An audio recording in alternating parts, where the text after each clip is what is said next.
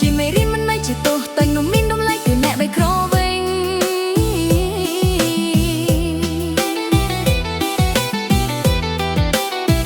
បងមិនមកលេងមិនមកពេកមិនមកស្លេកស្មើស្រឡាញ់គឺស្រឡាញ់ពិតមិនចាំបាច់ពាក់ mask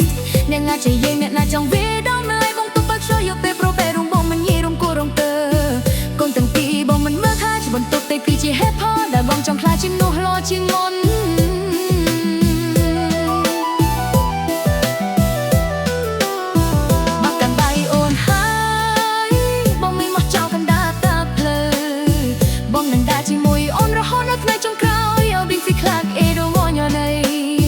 គ្រប់គ្នាបានស្នេហ៍ពិតមិនរឿងរបត់ពួកខ្ញុំមិនប្រមងងាយកំរាំមួយជីវិត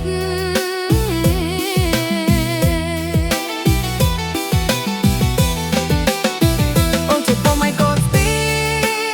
តែបែរនៅអូនតែស្លឺលេសតែពឹងបំពីដែលណាអ្នកយល់ចិនអូននឹងបានបាត់បែរដងទៀតជីវិតគ្រប់ត្រង់កាត់ភ្លាមទឹកផ្នែកហូមមិនចេះតែដឹងតែអូននៅតែខំរស់ដើម្បីណាកត់ក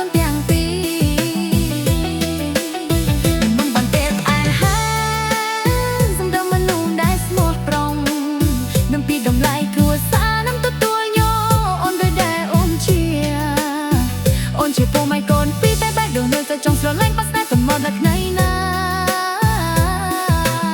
អូននឹងថៃវាអស់មួយជីវិត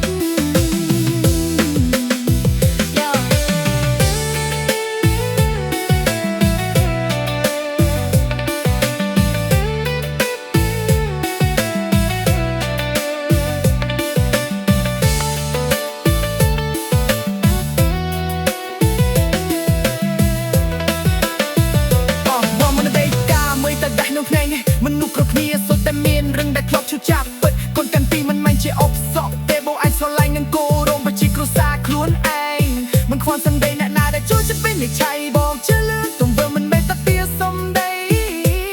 បើអូនព្រមបងនឹងកាន់ដៃអូនទៅមកសាងគ្រួសារថ្មីដើម្បីស្រឡាញ់នឹងការគោរពបីដងងចាំមិនសុខក្រោះបងnem được bạn cha tranh đất tayគ្នាសត្វណៃគ្នាថ្ងៃថ្មីឲ្យស្អែកពិតបំភ្លឺជីវិតយើងស្រឡាញ់ពូម៉ៃ